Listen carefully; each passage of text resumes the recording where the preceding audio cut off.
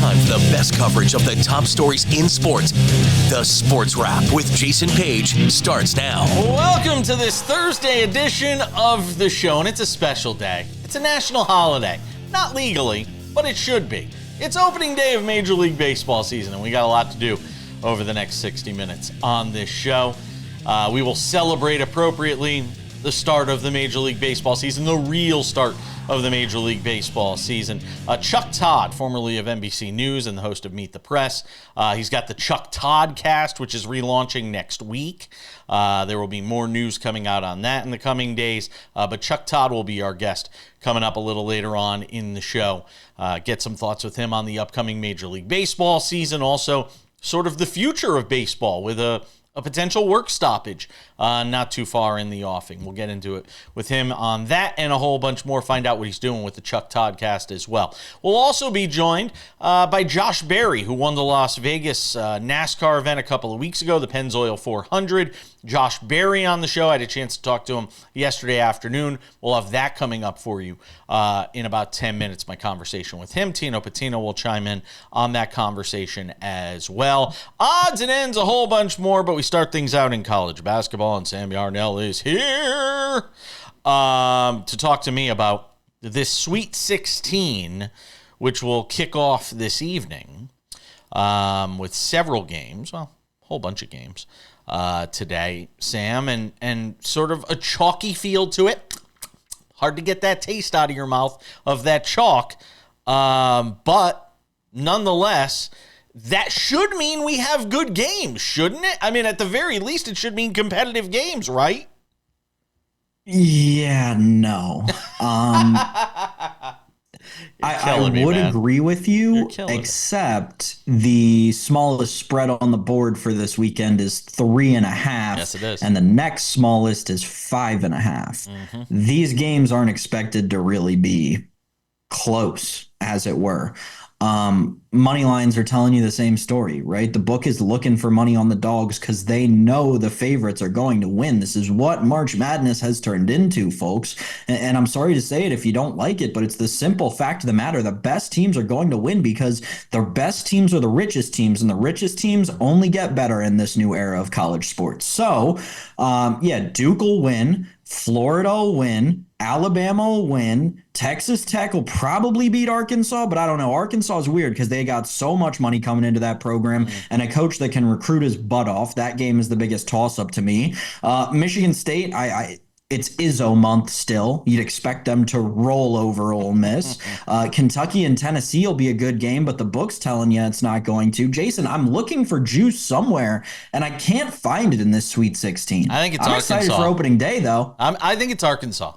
I would never put anything past John Calipari. And how great is it that John Calipari and Kentucky are both still in this thing? I mean, you gotta look for storylines, right? In a chalky sort of Sweet 16, you gotta look for storylines. Arkansas, Kentucky, both still in the tournament. The longer that goes, obviously, the better it is for all of us. But I was asking the question. I was not suggesting that there would be close games. I was asking the question of whether it would be, and you very succinctly said this tournament has shown you, man. It's like you can count on less than one hand the amount of close games we've had in this tournament. And think about how many 40, 50 pointers we've had. Granted, it's a 1 against a 16, a 2 against a 15. Yeah. Still, think about back to the Lehigh days, man. That's just why it's become frustrating for me in this tournament. Let's talk about our friends over at Edge Boost for a moment, because then I got to get to Dan Hurley. And look, Edge Boost, all about helping you up your sports betting game. And with the NCAA tournament going on, now's the time to up that game with the financial platform that pays you cash back to wager. Edge Boost is an online bank account paying you for every deposit. And with the Edge Boost Visa debit card, you're getting up to 0.5% cash back on all your sportsbook, daily fantasy site, and casino transactions. Free money back in your pocket just for doing what you're doing already. It's a no-brainer. Plus, your Edge Boost debit card starts with a $250,000 daily limit, and it'll never be declined for gambling activity. They've got built-in tools to help you stay responsible, and there's absolutely no hidden fees or minimum required balances. So stop leaving money on the table. Visit edgeboost.bet to learn more and sign up today. That's edgeboost.bet, or just scan the QR code right there. And when you do, make sure to use my promo code WRAP when you sign up, WRAP, and get yourself a free account upgrade from Edge Boost. All right, I got to say something here about Dan Hurley. And I know people are going to say, you're kind of beating a dead horse, Paige, in talking about him. But the reality is at this point, and I've said this before, two things can be true, Sam Yarnell. Dan Hurley is both a great basketball coach, and Dan Hurley is also a sore loser, an egomaniac, and a guy who really, as much as he might care about his players, and I don't have any question about that, Dan Hurley cares about himself a lot more. Because he's constantly willing to embarrass and debase himself. And he knows he can get away with it because he has a program that is complicit in allowing for his behavior in the UConn Huskies. And they've always been this way. They were this way when Jim Calhoun would embarrass himself, whether it's I'm not giving a dime back, or whether it's Dan Hurley walking off the court, pointing to rings, swearing about officials, all of these different things. And he'll come out and apologize and try to say the right things afterwards, and they'll forgive him and move on. This whole thing that happened after the round of 32 loss is something that's really embarrassing. And for most people, it would really be embarrassing. And I saw Dan Hurley in a press conference, a gaggle with reporters yesterday, laughing, because he has no shame. The guy has no shame.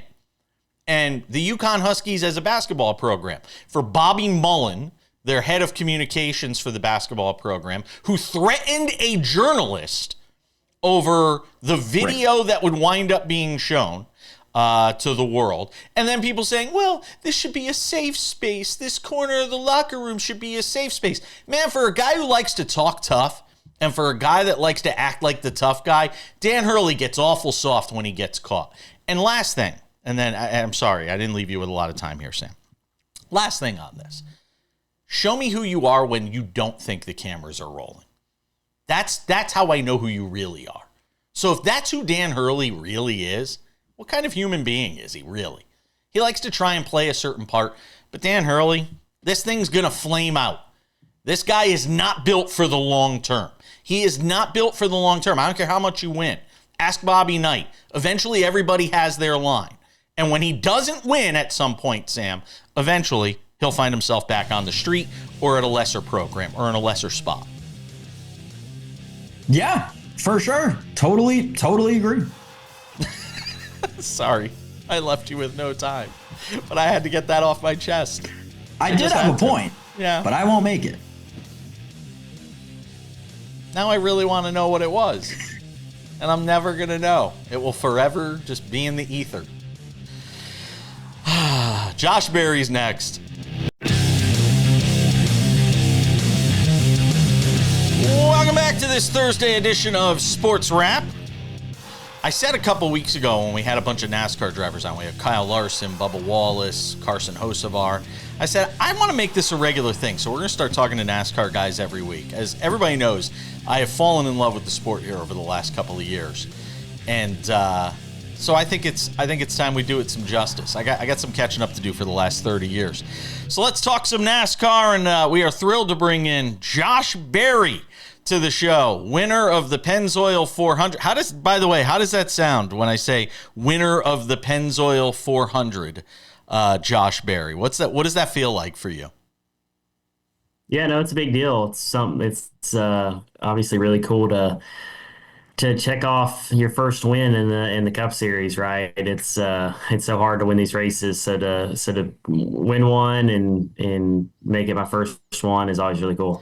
What's it like at the end of that race when you're at the front of the pack for the final few laps? Because I'm based in Vegas, so I was out there watching, and I'm thinking to myself, what has this got to be like for him? There's that moment where there's not a car in front of you, and you literally just have the last few laps, and you know at that point you're probably going to win, barring something catastrophic like your engine blowing up. Sorry, Ryan Blaney. Unless your engine blows up. What's it like in those last few laps? Do you have a chance to sort of soak that in and savor that moment? Obviously Vegas was, we had a really good battle with the 99 there for the lead, and then got the lead and had a gap, and then it's probably about 10 laps to go, and you're just trying to go as fast as you can, right? Like those next couple laps, manage your gap, and then as each one clicks off, like it just the emotions build a little bit more. And then, obviously you're spending the time just hoping it stays green, right? That's the biggest thing. I think you're just hoping that the race Oh, stays yeah. green and there's not a yellow flag. And obviously, once you take the white, you feel like, okay, this is ours, as long as, like you said, nothing catastrophic happens. So, no, it's a cool feeling. But I think I speak for all of us that were in that position, that have been in that position, right? When you're just clicking off those laps, you just hope it stays green. Josh Berry, the Wood brothers, hanging out with us on the show today and talking about, winning at Las Vegas and in a sport that moves so fast and it's week to week and now you're on to the next race. Did you have a day or two where you were able to enjoy this, or is it on to the next race? It goes by pretty quick, right? Like Yeah.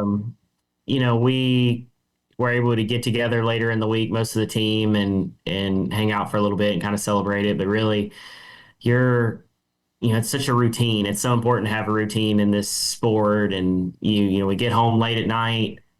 I got home at probably 3:30 in the morning, something like that. I did turn on the race and watch like the last 70 laps, 75 laps or so, and just to kind of relive it and watch it and wind down a little bit. And then Monday morning we're busy. We have meetings at the shop, and all your normal prep for your all that stuff doesn't go away, right? Going to the next race. So it was definitely a busy week. But you still, I don't know that you winning a race is obviously a big deal, but it really doesn't change who you are, how you prepare, or what you think, right? You just want to keep plugging along and doing the same things that got you there. And obviously winning a race is a big deal, but emotionally it really didn't feel like it didn't really change me a whole lot. But does it take some of the pressure off knowing that you pretty much lock in a playoff spot when you get a win this early in the season? How does it change, or maybe it doesn't change it at all based on what you're saying here? Calculate how you go through the rest of the season and how you race if you take chances in certain spots because you've already got that win locked up. Yeah, I mean, I think for us, obviously, you more or less, guarantee yourself a playoff spot. I mean, it'd have to be really extraordinary circumstances for that not to work out. So, I mean, that's a big deal. I mean, the majority of the garage it sets that goal for themselves, including us, which was to, make the playoffs, which 9 out of 10 times you're going to have to win a race, maybe unless you're just like the points leader and just happen to not win a race type deal. So yeah, it's a big accomplishment, but you don't, nothing really changes from a preparation side. I mean, I'm sure that there's going to be opportunities over the course of the season where, maybe we would feel like we could, use strategy a little bit different to, just give ourselves a different opportunity or a better opportunity, maybe at times where we're not worried necessarily about the points themselves, but really I'm only a handful of races into this opportunity with the 21 car, and to go to victory lane is a big deal, but really we're still building and learning each other and working with each other and adapting. So there's still a lot for us to do just to, just continue to work with each other and build going into the summer. Josh Berry driving the number 21 Ford for the Wood brothers. Martinsville this week, you got a short track. And that's where a lot of people always sort of theorized you'd get your first win. So how do you feel now, post-Vegas, post-Homestead, going into Martinsville?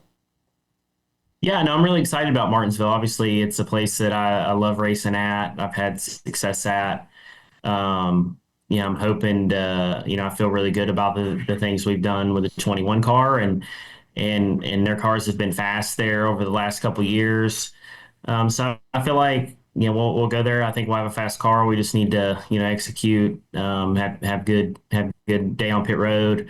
It's really important there, to keep your track position and give yourself a shot. And yeah, I feel like we can go have a solid day just like anywhere else, without a doubt. I think that if we do the right things and we have a good car, we can most definitely find ourselves in contention again to get a win. If you were a fan and not racing, what would be your favorite track to watch? What would be your favorite NASCAR race to watch? Is it the short track racing? Yeah, I think Martinsville is a really good one. Obviously, a lot of history there in the Sure. sport, and usually always puts on some great races in there. I've seen a lot of really good races there. I'd say Bristol is up there as well. Bristol is such a unique atmosphere. It's a short track, but it's a different style of short track. It's high banked, fast, but ultimately, if you go there, there's not a bad seat in the house, really. No matter where you sit, you can see everything, and there's just constant action and battles, and that doesn't even make TV, right? So those two probably stick out to me as the two of the best ones for sure. And Bristol especially used to be such a highly touted ticket that it was really hard to get there. And I remember, yeah, I grew up in Middle Tennessee, Yeah. so that was one that I always wanted to go to, and I think we finally ended up going, and like I was probably 16 or 17 years old. We've been trying for years to try to get to that one to watch. Josh Berry's going to hang out with us for one more segment. Tino Pattigno will join us. More to get to. Don't go anywhere.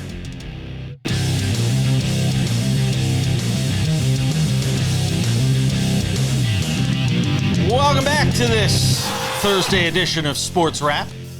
Let's continue the conversation with Josh Berry, driving the number 21 Ford for the Wood Brothers after a win a couple of weeks ago out at the Pennzoil 400 in Las Vegas. Tino Pattigno has joined the chat. He'll hang out with us as well in this segment. Tino, question for Josh Berry. Go ahead. Yeah, Josh, you joined JRM back in 2010, late model stock car series there with them. And how has your relationship with Dale Earnhardt Jr. evolved, and what does he mean to you looking back in the last 15 years, spending that time with him and the opportunities he's given you?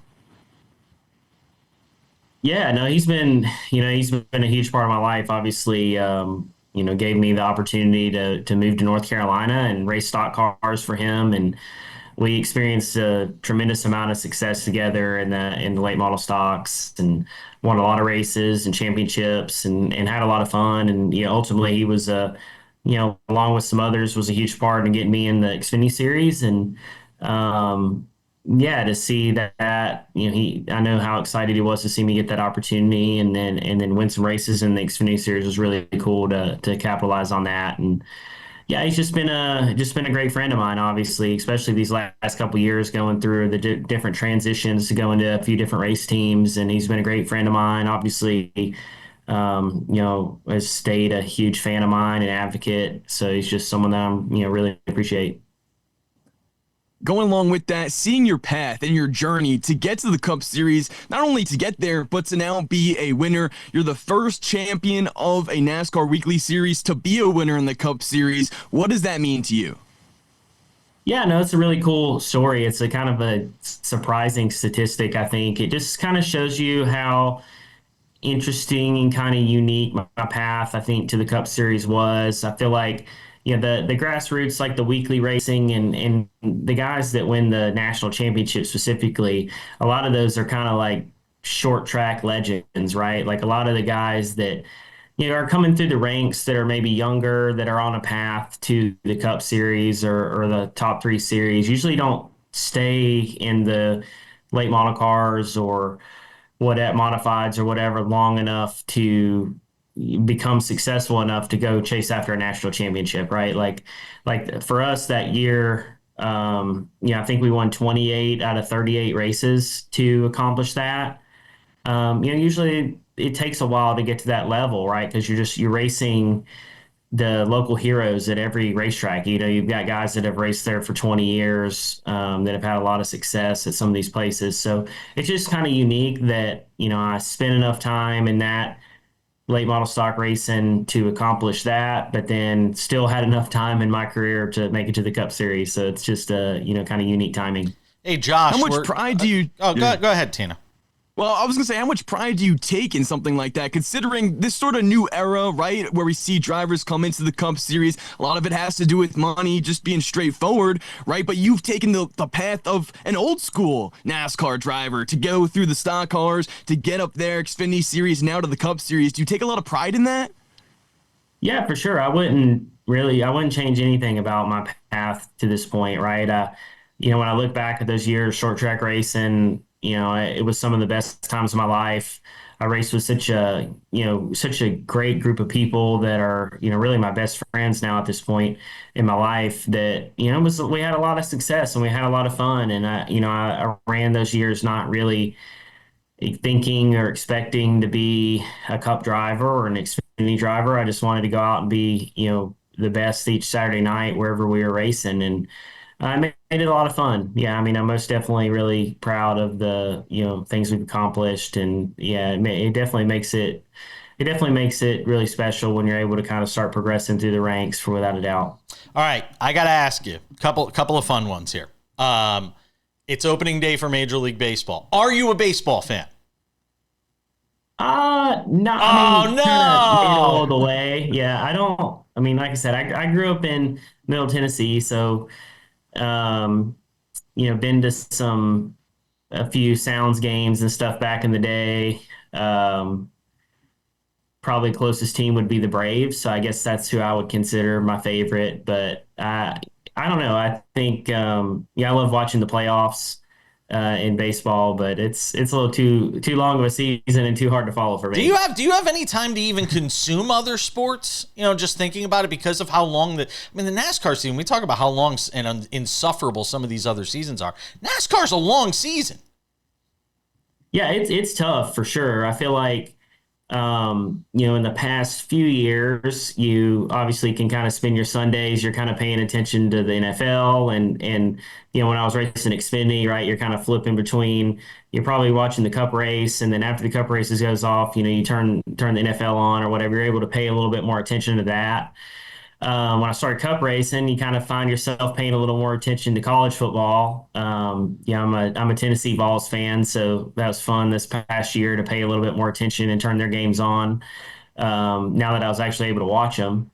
So, but outside of that, it's tough during the week. I mean, you flip on midweek stuff from time to time, but it's definitely hard to get too invested. All right, I got to ask you one more. I've Tino and I have a side bet on this. I'm going to ask every NASCAR driver we get on the show this year. Do you or would you ever own an EV, an electric car? Because I was out at the race in Las Vegas. It was my first NASCAR race, and I was shocked at just how loud it was. And I'm driving my little EV that literally goes like this. So I'm sitting here and trying to figure out, would you ever drive an EV, or do you currently?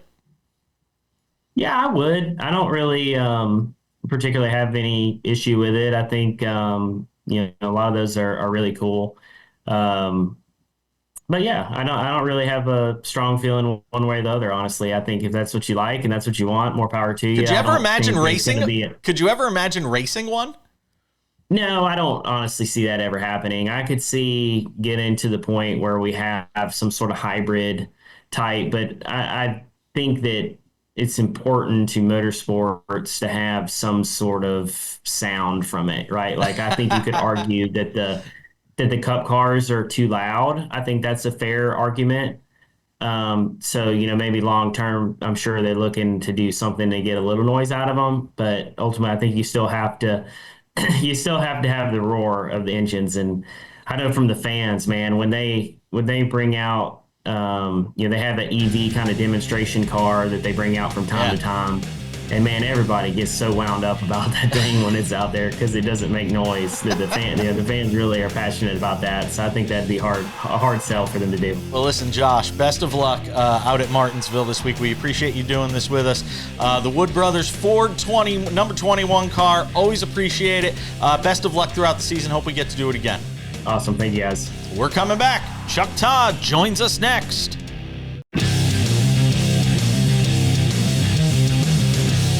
And this Thursday edition of Sports Wrap continues.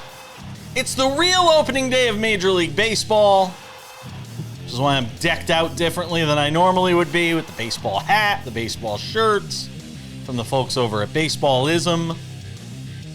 And I really wanted to talk to this guy this week. Chuck Todd is hanging out with us, formerly of Meet the Press at NBC News. And he's got the Chuck Todd cast, which is coming out next week. Yes, I am excited to talk to you about that, and we will coming up because I want to know what you're going to be doing. Because it's the first time I've actually had a chance to talk to you since the news came out that you were that you were going and doing your own thing. So I'm excited to talk about that as well. But I know you're a big baseball fan. And I know opening day is today. And you got the Nationals, which we could talk about, and the fine Dylan Cruz that I think a lot of people are excited about. He's the favorite to win the National League Rookie of the Year. But what is opening day of all the things in sports? Because I know you're a sports fan in general, but of all the things in sports, is baseball opening day still the one that gets you the most geeked up? Oh, it's not even a close call, right? It's and look, I grew up in Miami when we didn't have any Major League Baseball, so it was 2005. I'm 33 years old. The first time I live in a city with opening day Major League Baseball, right? And it's still the toughest ticket to get, I'm a little concerned. I needed to get two more. I have some relatives coming to town. Needed to get two more 2 days before opening day. It was a little too easy to get it. So I think that tells you a little something about the demand for the Nationals this year. I'm worried that we're forever going to be a year away from being a year away, but we shall see there. But there's nothing like opening day. I mean, it's just because of, all the cliches fit, right? You never know.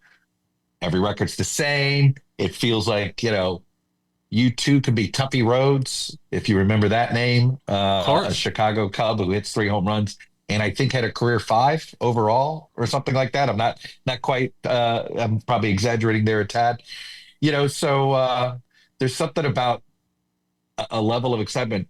The NFL opening day is not like this. NBA opening days, nowhere close to this.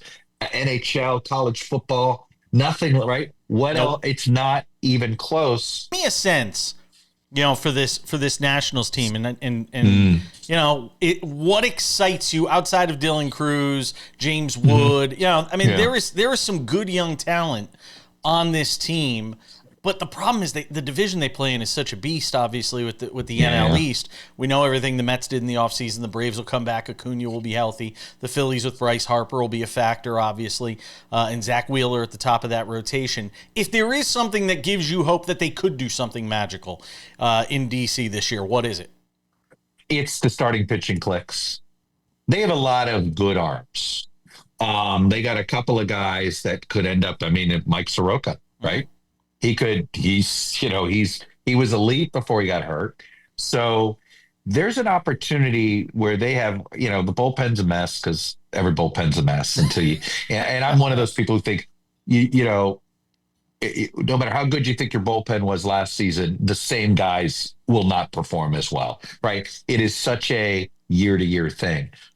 But if the Nats are sort of, hey, look at them. They're hanging with the other 3, and they're sort of hanging around, and they're just above 500 at the All-Star break or hanging around there.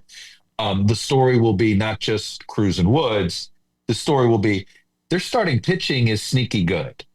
They've got I think they have a lot of number 3 starters.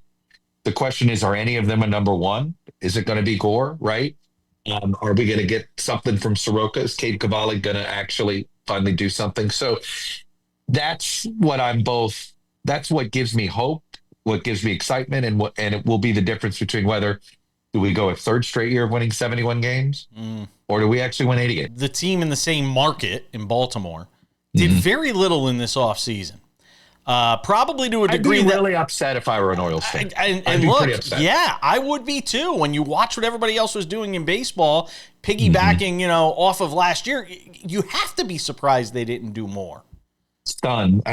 We could say maybe David Rubenstein's had bigger fish to deal with. The owner of the Orioles, who basically the godfather of the Kennedy Center, obviously was removed from his position at the Kennedy Center, got caught up in that world of political retribution.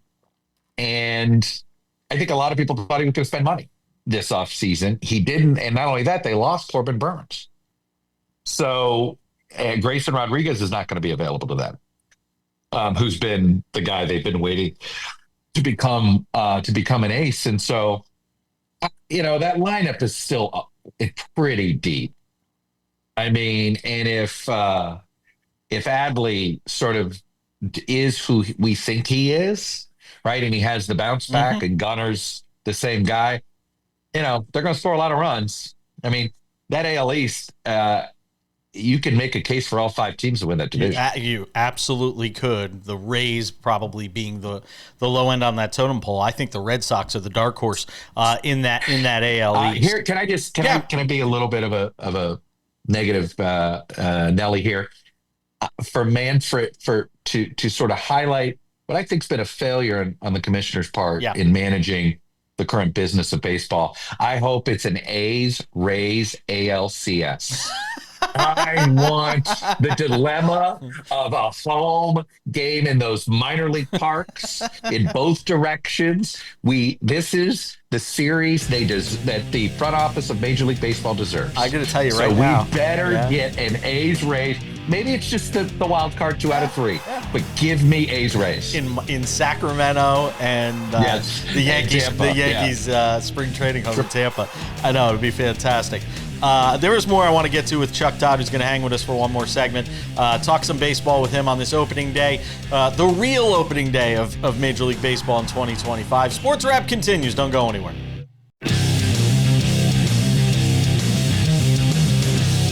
And this Thursday edition of Sports Wrap continues. Opening day for Major League Baseball, and thrilled to be joined by Chuck Todd, formerly of NBC News and Meet the Press, and soon to be the host of the Chuck Todd Cast, which will launch next week. Podcast. We'll talk to him about that coming up in a couple of minutes. Since you mentioned Rob Manfred, and since we talk about the politics of baseball and everything going on, would you be in favor of bringing the game to a halt?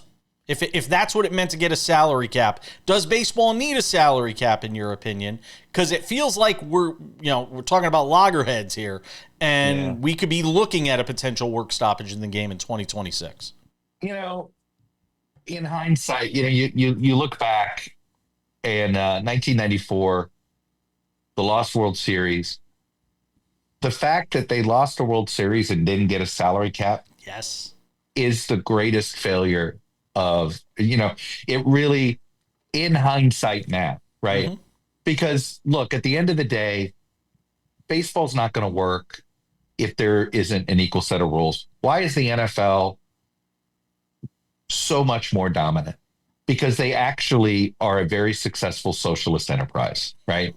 And that it's this equal. By the way, I can hear this now. Chuck Todd is a socialist. I mean, come on. The NFL, America's pastime, is a socialist enterprise. It's true. Okay, the NFL. Baseball is actually, of the 4 major sports, the least. Yeah. Right? It's the most free market.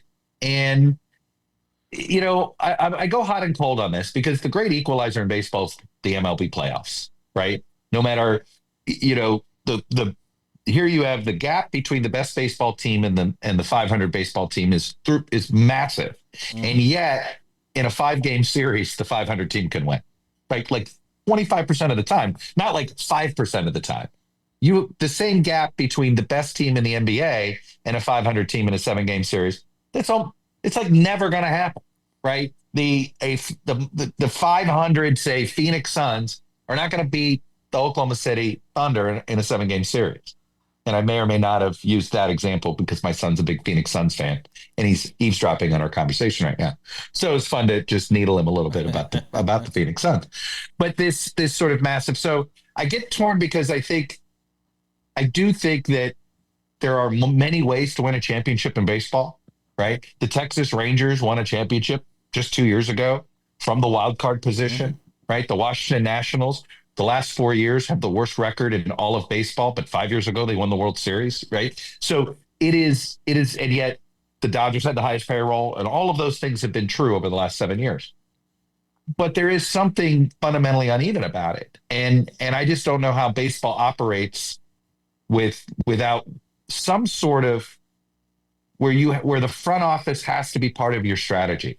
Think about how both the NBA and the NFL now actually have to use sort of salary cap issues, dead cap money, sort of as a way, well, all right, do we sign this guy? Do we not sign this guy? Maybe we grab this free agent this year. Maybe we ought to cut him and draft this position. You know what I mean? It's part of the strategy of your build. It's part of the strategy of how you do your team.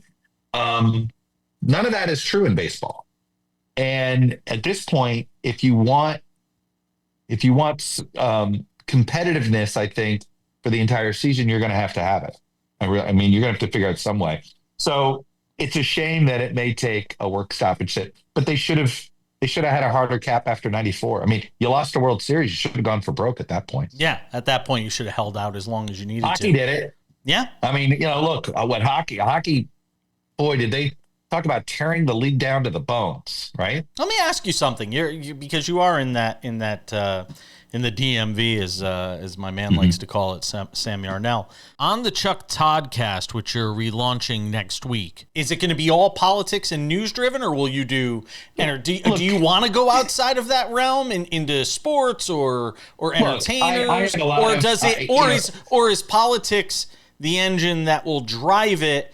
And those that might be in entertainment or sports that have a link to politics is something you would want to do. So you look, my hope is more like that. That look, politics has always been downstream from culture, right? And I do think that politics, culture, entertainment, it's sports, right? There's definitely some shared space here. But I'm one of those people. I'm a fan. And I don't want to see sports politicized. At the same time, I also think sports have been the great advancement of rights in society, right? We don't have the Civil Rights Act of 65 without Jackie Robinson breaking the color barrier in 1947. So it's. By the way, tell that to RG3. By the way. I know. Interesting. I just don't, so I think that's why I think that there's always an opening here. But look, I think what I do well, what I enjoy doing, what I'm passionate about is explaining the why in politics. And I like to do it from the voter perspective. I think there's a lot of people that cover politics these days from the Washington perspective, which means you're covering the gossip, and it's important gossip. I don't mean to, but you're covering sort of the soap opera of Washington versus the impact on the voters, right? I've always been more of a political anthropologist, right? I'm sort of curious that the entire civilization works. And it's through that prism that I want to keep the Toddcast. I'm still going to be sort of, I always say, on the news, but not tied to the news.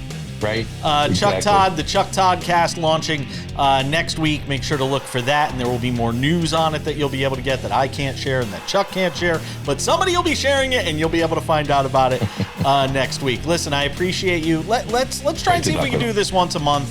I would love to. Maybe we'll do a home and away. Yeah, I like it. I would. Absolutely, anytime. Thank you, my friend. I appreciate it very much.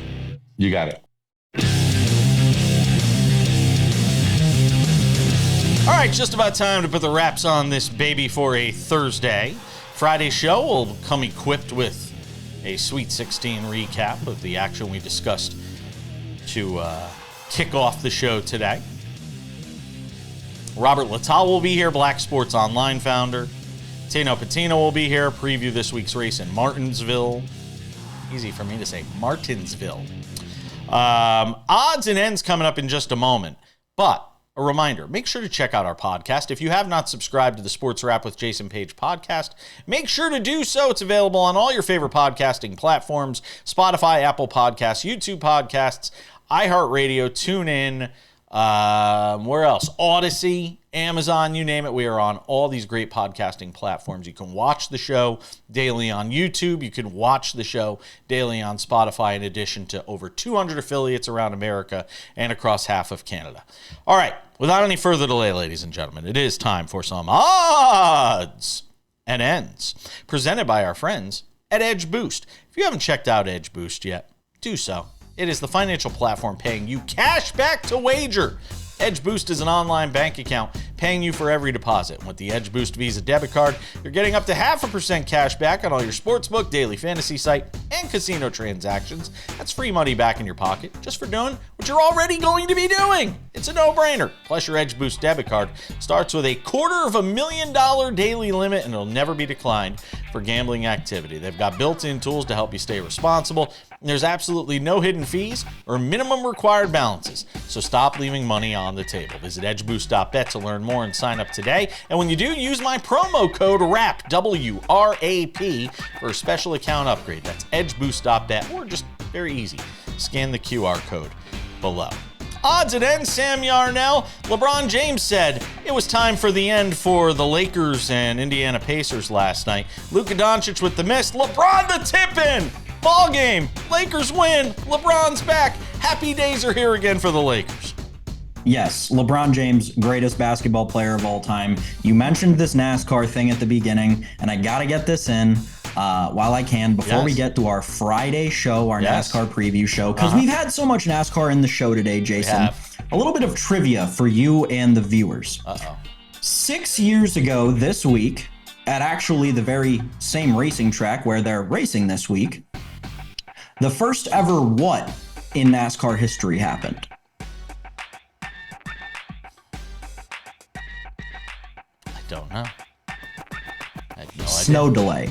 When I'm back at Studio S2, you'll see behind me on my normal bookshelf in my normal studio, I have a ticket from that race. It was the first, and at that point had been the only ever snow delay in NASCAR history. Martinsville, Virginia, 2018. I love it.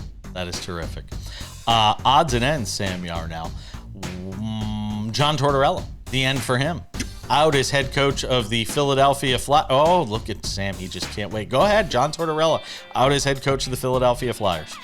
Yeah, so obviously the Philadelphia Flyers, an organization that over the course of the last 2 seasons have found themselves, what's a nice way of putting this, riddled with controversy. We'll just leave it there.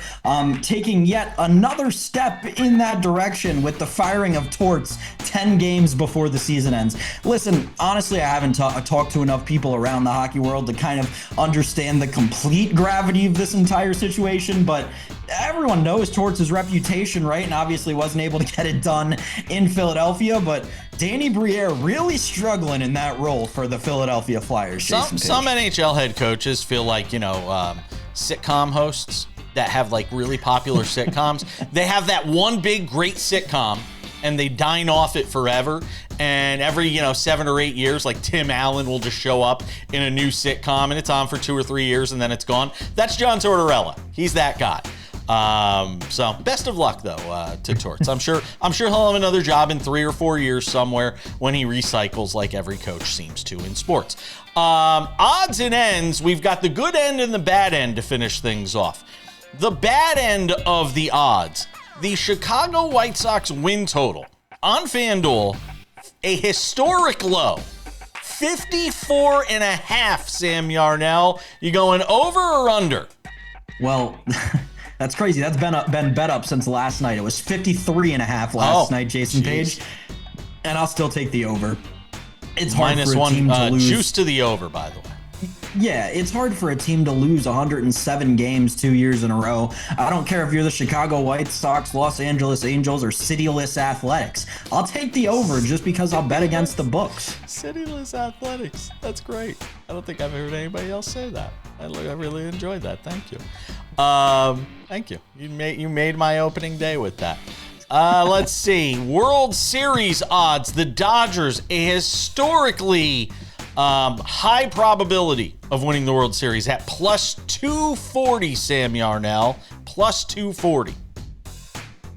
If you, a bettor, are going to lock up your money until October as we sit in March at plus 2 whatever odds, you're not watching the right show. Call the number, something. I don't know.